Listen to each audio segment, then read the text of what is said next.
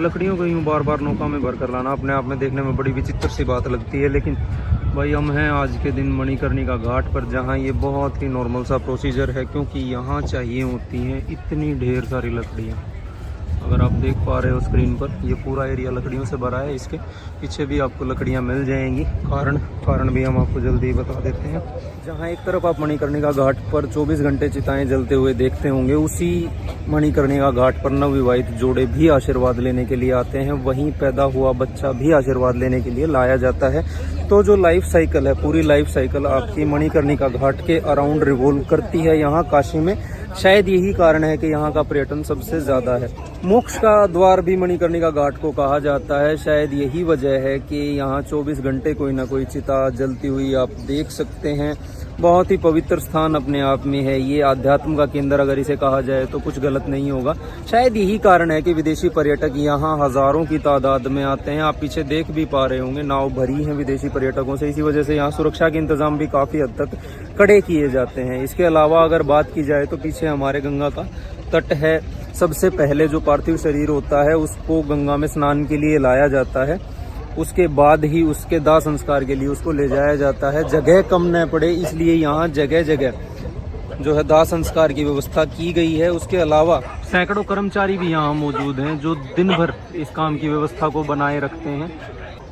मोक्ष का द्वार होने के साथ साथ इस जगह को साधुओं और तांत्रिक आदि का घर भी कहा जाए तो कुछ गलत नहीं होगा, क्योंकि सैकड़ों की तादाद में यहाँ तांत्रिक साधु आदि आते हैं अपनी पूजा पाठ आदि के लिए। सुबह के अभी 7 ही बज रहे हैं और जलती हुई चिताएं आप देख पा रहे होंगे। वहाँ ऊपर भी इनकी अलग से व्यवस्था की गई है, साथ में यहाँ नीचे भी घाट पर भी इनकी व्यवस्था है चिताओं के लिए। और दाह संस्कार के लिए अगर आप लकड़ियों की बात करें तो यहाँ ढेर के ढेर मौजूद हैं। अगर मैं आपको दिखाऊं, हाँ एक और व्यवस्था रहती है कि लकड़ियों को तोल कर दिया जाता है, जैसा कि आप यहाँ तराजू देख पा रहे होंगे। और इसके अलावा अगर आप देखेंगे तो ये ढेर लकड़ियों का बहुत दूर तक जाता है। इधर भी अगर हम आते हैं तो यहाँ भी सिर्फ लकड़ियाँ ही देखने को मिलेंगी आपको।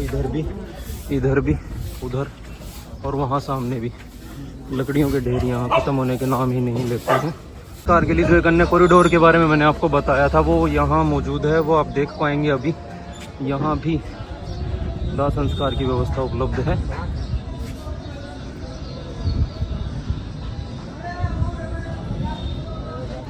ये है यहाँ का दृश्य।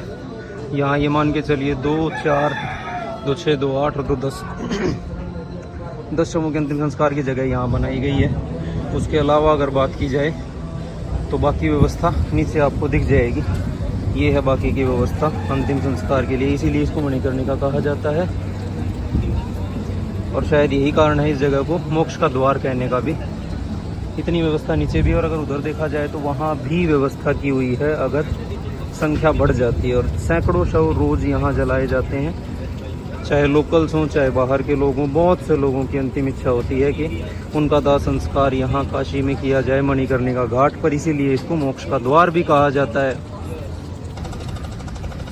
अंतिम संस्कार के लिए यहाँ 24 घंटे कर्मचारी जो है जी तोड़ मेहनत करते रहते हैं, जो इसको अपना धर्म मानते हैं, अपना कर्म मानते हैं, और यही इनकी रोजी रोटी भी है।